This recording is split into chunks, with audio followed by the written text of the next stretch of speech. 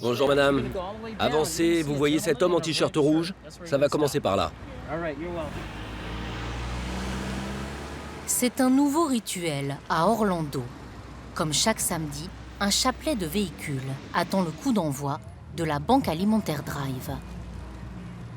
La distribution démarre à 10 h. Mais les gens font la queue dès 3 h du matin. Tout le monde se bat pour être servi le premier. Dans la queue, des 4x4 et des berlines de luxe. Ces Américains avaient un niveau de vie confortable. Ils sont les naufragés de l'ouragan Covid en Floride. Miguel, père de famille, est employé dans le bâtiment. 70% de la population d'Orlando vit du tourisme, des hôtels, des restaurants et des services autour. Et comme il n'y a plus aucun touriste à cause du Covid, le business s'est effondré, tout s'est arrêté. Et notre situation s'aggrave de jour en jour. John était maître d'hôtel. Normalement, je sers des groupes dans des cocktails ou des congrès. Des rassemblements de 1000, 10 000 ou 20 000 personnes à la fois. Ça fait 250 jours que toutes les personnes qui sont là n'ont pas travaillé. Alba est venue avec son fils. Elle était serveuse sur les événements de basket de la NBA et surtout au room service dans un hôtel Disney. L'hôtel m'a dit que mon contrat s'arrêtait. J'y travaillais depuis 26 ans. C'est un choc pour moi. C'était ma famille.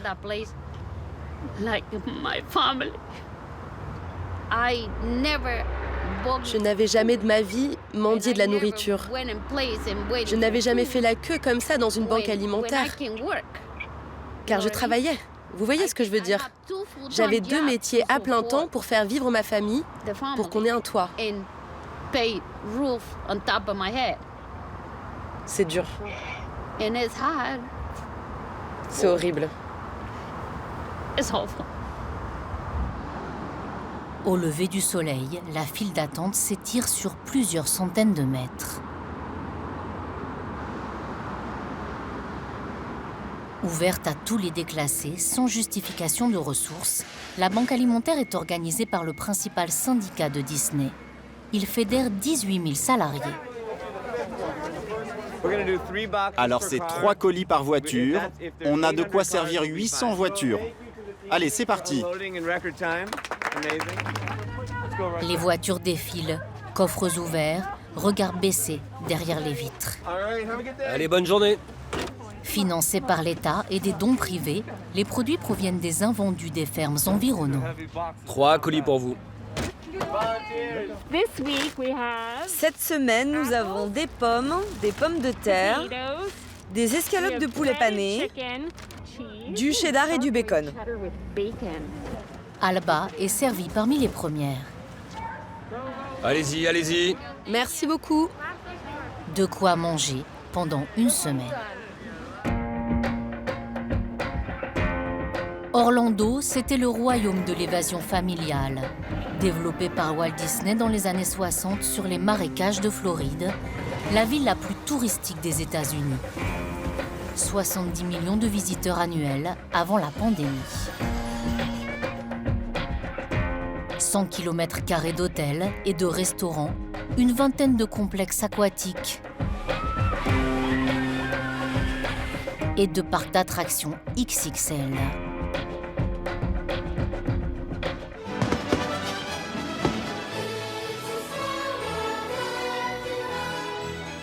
Et soudain, le trou noir.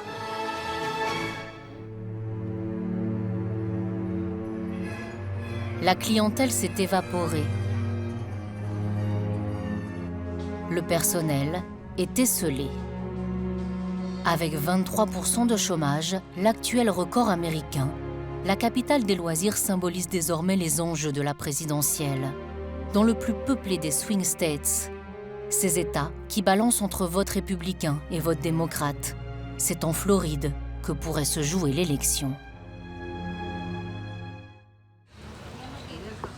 Alba, la serveuse, vit loin de la magie de l'hôtel Disney qui l'employait. Sa famille est originaire du Honduras. Elle a 4 enfants et 6 petits-enfants. On a des pommes, Des pommes de terre. Je vais les mettre au frigo, il est là-bas, on n'a pas beaucoup de place ici. En cumulant 2 emplois chez Disney, la sexagénaire gagnait 5 000 $ par mois. Ses contrats ne sont pas rompus, mais gelés, sans rémunération. Le chou, on va le préparer pour dîner. Ça nous aide beaucoup. Les enfants adorent les fruits. Surtout le petit, on lui donne de la compote à la cuillère. Kevin, le fils cadet d'Alba, a lui aussi perdu son emploi au restaurant Planet Hollywood de Disney. J'étais hôte d'accueil. Je faisais pas mal d'argent avec les pourboires. 100 $ par soirée pour 6 ou 7 heures de boulot. C'était bien. Et le matin, je prenais d'autres petits boulots, dans le nettoyage, le jardinage. Tout ce que je trouvais. Car on est une grande famille. Jusqu'à fin juillet, Alba et Kevin ont touché chacun 2 000 € d'aide fédérale mensuelle. Une allocation supprimée après les disputes entre républicains et démocrates sur le plan de relance de l'économie. Ne reste plus que l'indemnité de l'État de Floride, 900 €. Pas assez pour payer les factures et le crédit de la maison. 700 € par mois sur encore 15 ans. Pour économiser le gaz, Kevin coupe du bois sur la propriété. Il vient de cuisiner au barbecue le poulet pané de la banque alimentaire. On cuit le poulet comme au Honduras, sauce chimol. Mélange d'oignons, de tomates, de poivrons et ses tranches de bananes sautées. Aujourd'hui, j'accepterai n'importe quel boulot. On a besoin d'argent pour survivre. La Floride et ses 21 millions d'habitants ont déjà enregistré 750 000 contaminations au virus, autant que la France entière. L'économie redémarre timidement. Les parcs d'Orlando ont rouvert mi-juillet. Ils ont refusé nos demandes de tournage. C'est en touriste que nous visitons Disney World et son principal concurrent, Universal.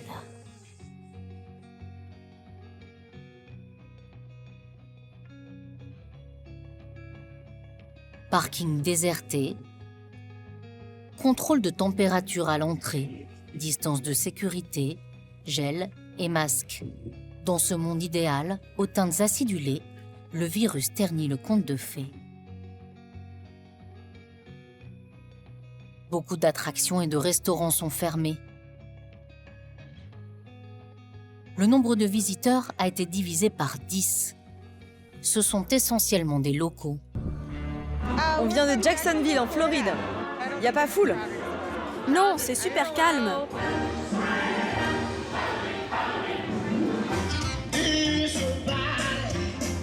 Les touristes internationaux ne peuvent plus atterrir aux États-Unis. Ceux des autres États américains craignent les quarantaines ou la promiscuité dans les aéroports. Josh et sa famille, qui ne cachent pas leurs préférences politiques, sont venus du Kentucky, en voiture. On a fait 11 heures de route. L'économie s'effondre. Les gens doivent retourner au travail. Ici, contrairement à la banque alimentaire, pas de file d'attente. Circulez, s'il vous plaît. Spectacles et feux d'artifice sont supprimés. Les parades sont limitées à un seul char pour éviter les attroupements. Les personnages ne posent plus aux côtés des visiteurs, mais saluent des balcons. Rêve tronqué, mais prix inchangé. 150 $ en moyenne l'entrée. L'oncle Pic soutient toujours la caisse. Joli déguisement. 2020, année apocalyptique. Disney a suspendu les contrats de la moitié de ses 70 000 salariés d'Orlando.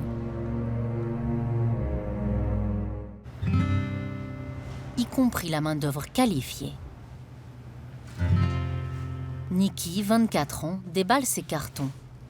Elle ne peut plus payer son loyer de 1 200 € et vient de déménager dans cet appartement moins cher. La jeune femme et son compagnon étaient techniciens vidéo sur les spectacles et les feux d'artifice. Elle ne touche plus ses 3 500 € de salaire. Disney paye juste son assurance santé. Nikki vit sur ses économies et s'est lancée dans la fabrication de masques et de stickers qu'elle vend en ligne. J'ai cherché un truc un peu fun pour occuper mon temps libre et faire passer mes émotions dans une activité créative. J'essaie aussi de faire sourire les gens. Et Dieu sait que c'est difficile en ce moment. J'ai fait une grosse dépression. Le premier mois sans travail, je ne suis pas sortie de mon lit du tout. Sans mon fiancé, je ne sais pas ce que j'aurais fait. Sans travail, je me suis sentie privée d'identité. C'est comme si je perdais totalement pied. Ça me détruit intérieurement. Je voudrais tellement y retourner. Mon travail me manque. Il me manque tellement.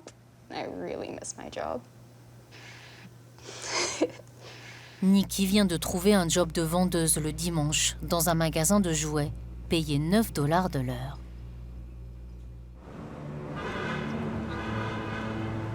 Les emplois indirects générés par Disney sont également impactés. Dans ce centre-ville moribond, un salon de beauté, aux étagères, vide de tout produit. Il y a un mariage prévu, mais ils ne sont que 4.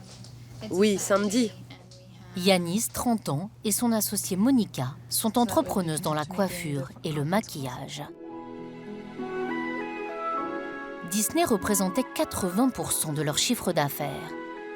Tournage de films, séries télé, mais aussi mise en beauté de fiancés. Des centaines de mariages sont habituellement organisés chez Mickey, avec pavillon couleur dragée, carrosse et photos devant le château de Cendrillon.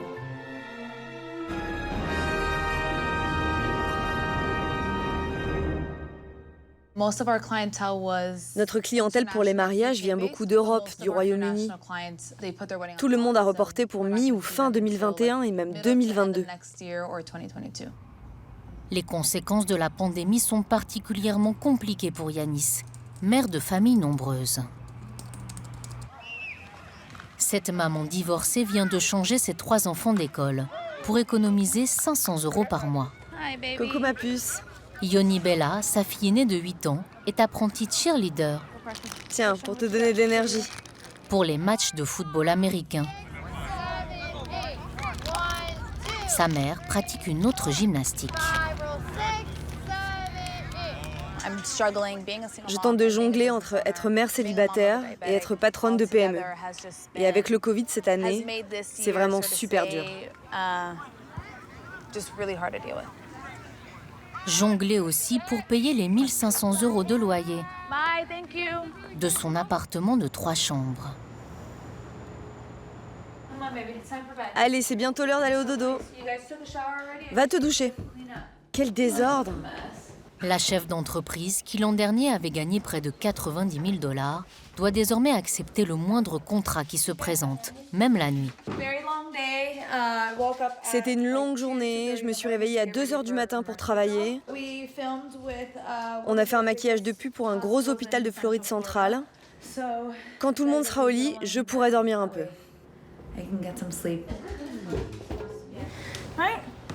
Ça va aller. Tu es fatiguée, chérie. Je peux mettre la télé? Non, non, plus de télé.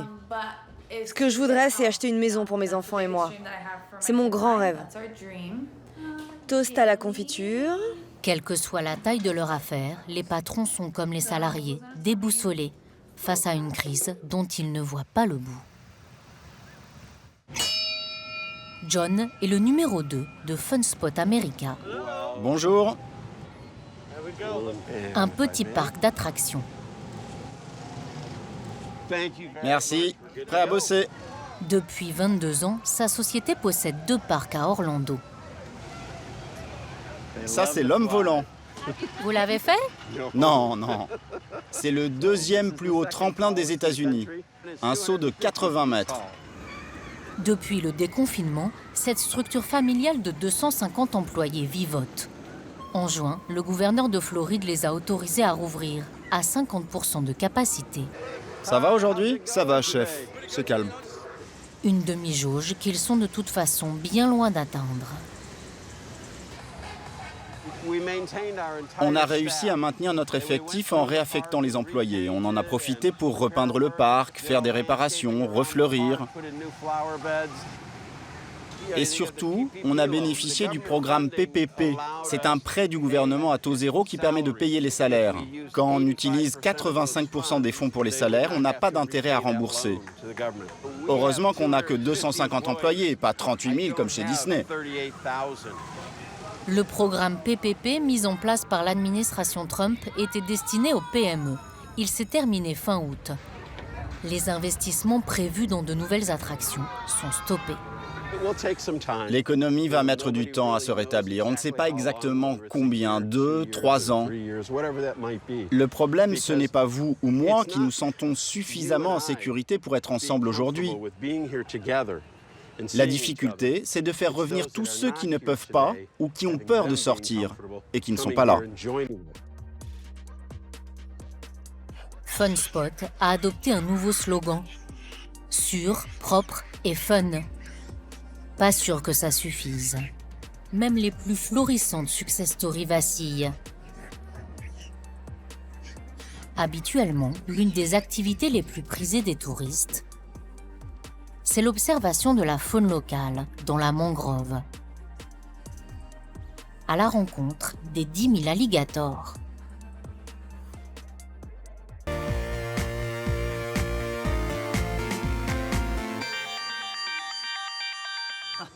Come on, guy.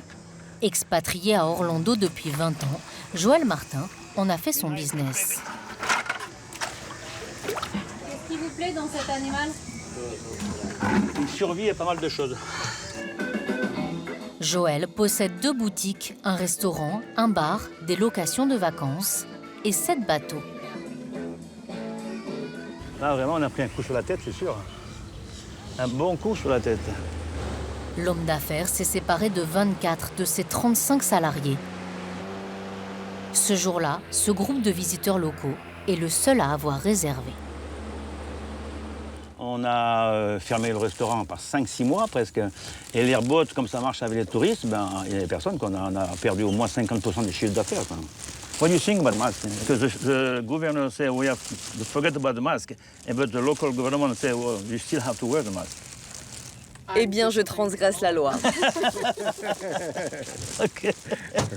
Refuser de porter un masque est devenu un signe de ralliement entre partisans trumpistes. I have a nice sticker for you. I'm sure you'll love it. Joël a acquis la nationalité américaine.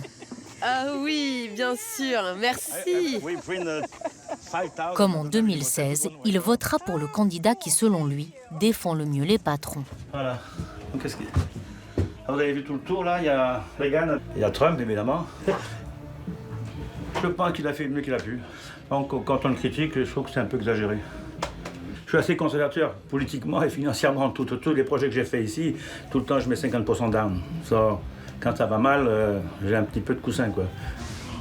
Un coussin, ou plutôt un matelas, qui lui a permis d'éponger 300 000 € de pertes. Et 40 000 € de manque à gagner sur ses 8 gîtes de vacances. Ah, ça, c'est une des premières que j'ai construites, Gator Palace. Et l'autre là-bas, la jaune, c'est Gator Mansion. Celle-là à côté s'appelle Gator Cove. Moi, j'ai fait ici en 5 ans, ce que j'ai fait en France en 20 ans. En Floride, Joël est devenu millionnaire. Sa demeure est le symbole de sa réussite au pays de l'oncle Sam. Il y a l'ascenseur ici, qui est bien pratique. Là. Hop, voilà. Et voilà. Moi, je suis un fan de salle de bain. Il y a la grande baignoire avec la vue sur le lac, le hammam et le sauna. C'est un petit peu le rêve américain qui s'écroule. Non, je ne dirais pas ça. Non, je dirais pas ça. Et le rêve américain, c'est plus grand que ça. C'est pas parce qu'il y a 4 mois, ça va mal, que d'un seul coup, le rêve américain s'écroule. Non. Tout le monde va se relever, mais par contre, je pense qu'on va devoir revoir notre façon de vivre. Les plus précaires, eux, ont déjà coulé. Là, nous sommes sur la route 192, juste à côté de Disney. Beaucoup de familles qui ont été expulsées se sont réfugiées dans des motels près d'ici. Cette route, on la surnomme la route vers le paradis sur Terre. Mais selon moi, c'est surtout la route vers la pauvreté. Barbie dirige une association qui distribue de la nourriture à ceux qui ont perdu leur travail et leur logement. Il y a beaucoup de familles dans ce motel. Dans cet autre aussi, derrière, là-bas. Le Clarion, les Comfortine. La plupart des motels sont cachés derrière des magasins de souvenirs ou des restaurants.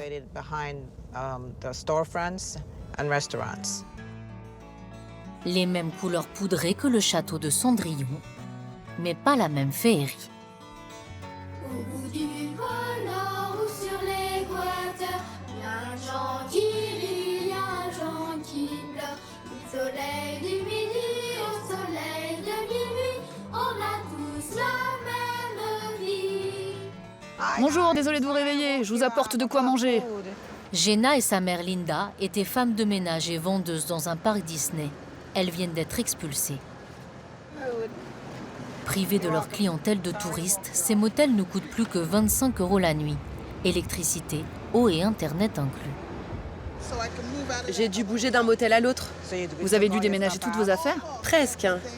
Jimmy, venez vous servir. Une dizaine de familles récemment licenciées ont trouvé refuge ici. Je peux en prendre combien? Vous êtes combien dans la chambre? On est 4. Vous pouvez en prendre 4.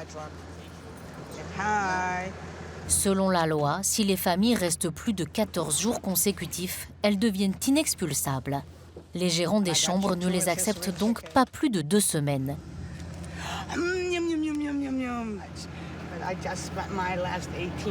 J'ai dépensé mes derniers 18 $ dans un magasin pour acheter du riz et des haricots pour quelques jours.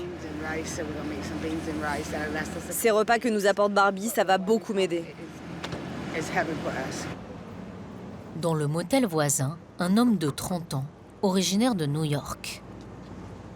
Bonjour Anthony. Salarié de la restauration chez Disney. Je suis cuisinier. Je n'ai plus que 3 jours de boulot par semaine.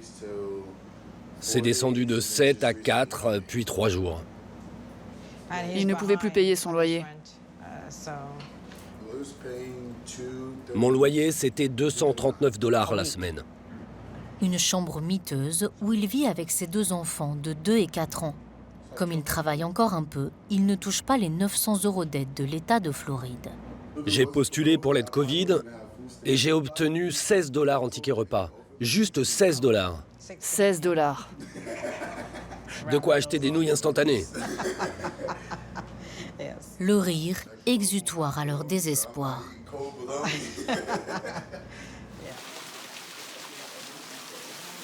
D'autres n'ont même plus du tout de toit sur la tête. Vous auriez un short? Quelle taille? Ashley, 34 ans, était plongeuse dans un restaurant d'Orlando qui a fermé à cause du virus. Depuis juin, elle est SDF. Dans cet accueil d'urgence lié à une église, on lui donne de nouveaux vêtements. Elle peut aussi se laver dans ces street showers, des douches de rue mobiles qui se déplacent de quartier en quartier. Ashley bénéficie gratuitement de ces sanitaires ambulants et comme elle n'a plus de travail, elle donne aussi un petit coup de main. Je fournis à tout le monde un kit avec du gel douche, du dentifrice, du shampoing. On donne aussi des rasoirs ou des protections hygiéniques. Je suis un peu la secrétaire. Je tiens le bureau. Patrick, le mari d'Ashley, ancien militaire, était lui aussi employé à la plonge dans le même restaurant. Leur passé est chahuté, alcoolisme, dépression. Mais depuis 5 ans, ils avaient remonté la pente, avant de dégringoler à nouveau à cause du virus. Il y a 1 mois, ils ont trouvé refuge dans ce bois, aux allures de jungle tropicale, peuplé de mygales et de serpents.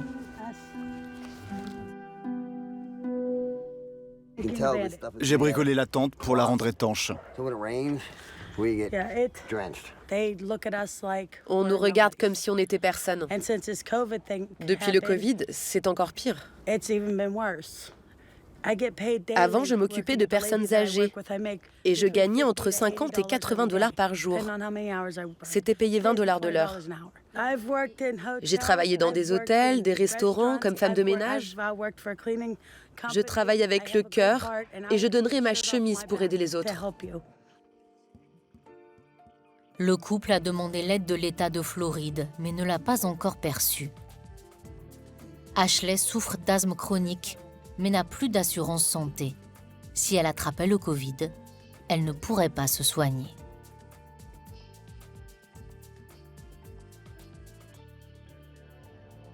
Dans cette Floride ébranlée, des voix réclament davantage de protection pour les plus vulnérables. Vous êtes là? Vous êtes prêts?